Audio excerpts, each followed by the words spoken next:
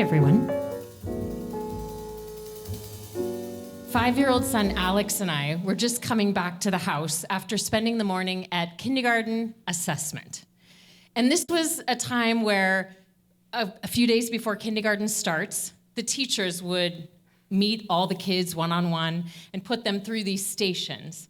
And my son Alex could already read at 5, and he could jump on one foot, he could count to 100. So I really felt like this assessment was for me to show the teachers how well I was doing as a stay-at-home mom.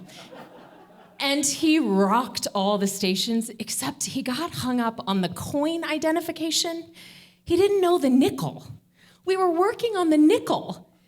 And so I felt like I was given an imaginary A- on account of the lack of nickel knowledge.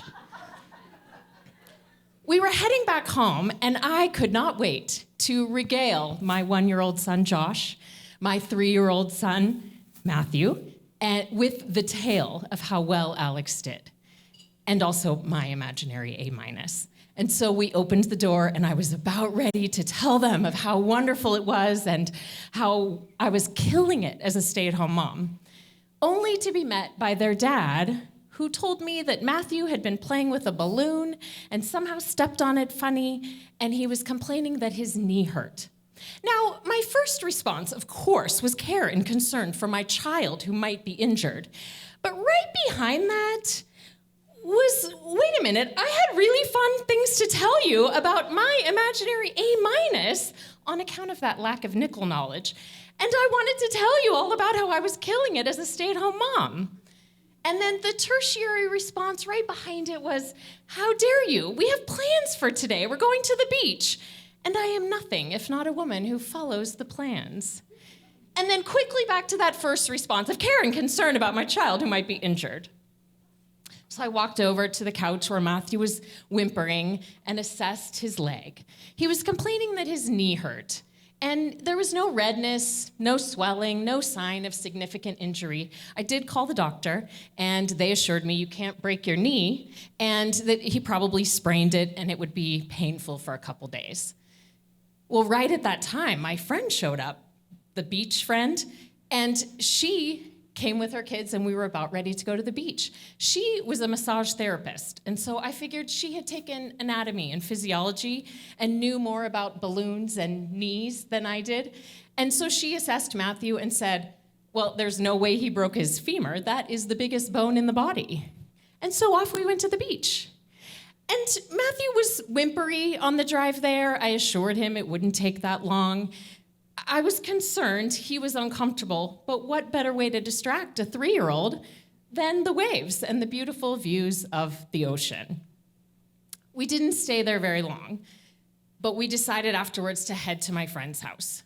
The boy's dad was working long hours at that time, and it just made more sense for us to be out of the house and with other people. And so we headed to her house.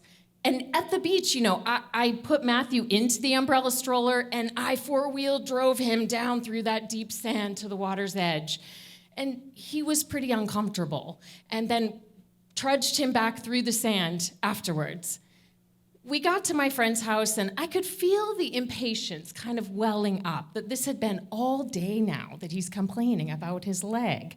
And Matthew, it's probably sprained, and it's probably gonna be sore for a couple days, but come on, buck up. And then he had an accident on my friend's couch, and I could feel more impatience welling up inside of me, Matthew, pull it together.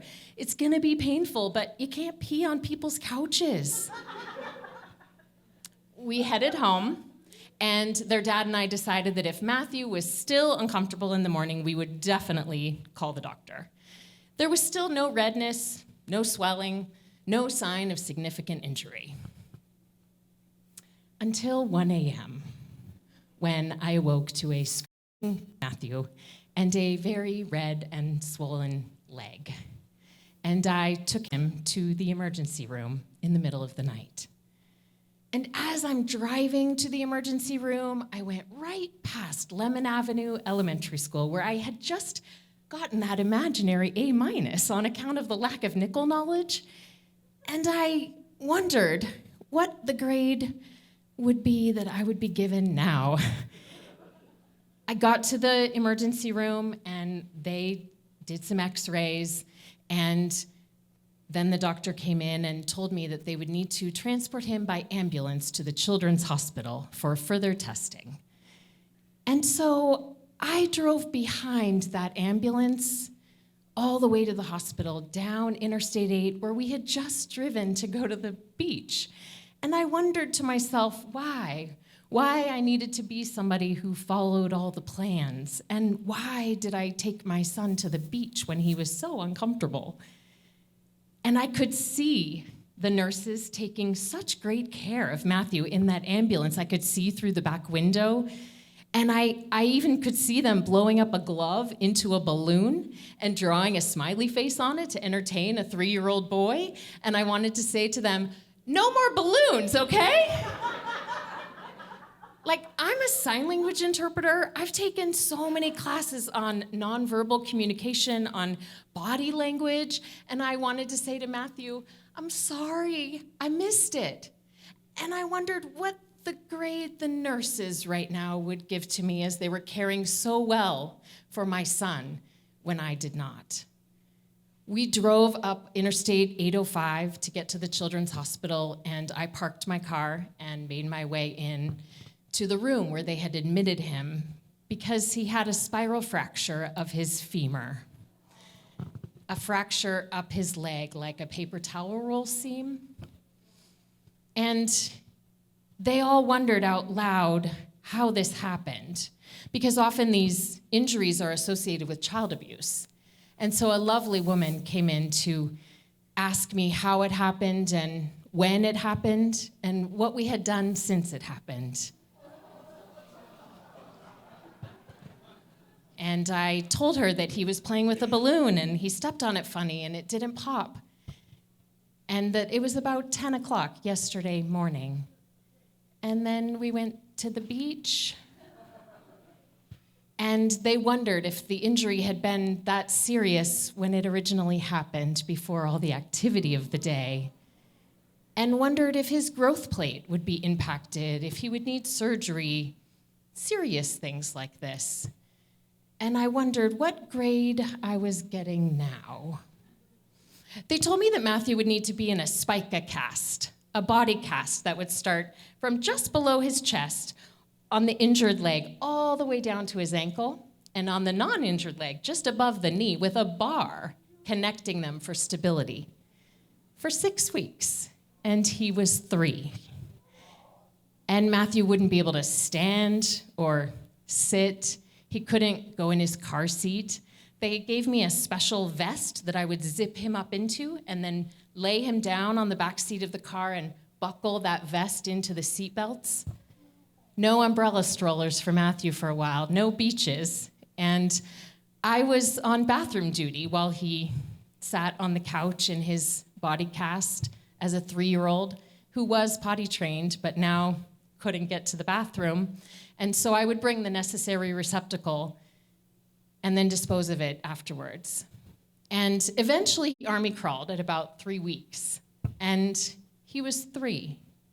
And so our new mode of transportation was a red, chunky, plastic radio flyer wagon.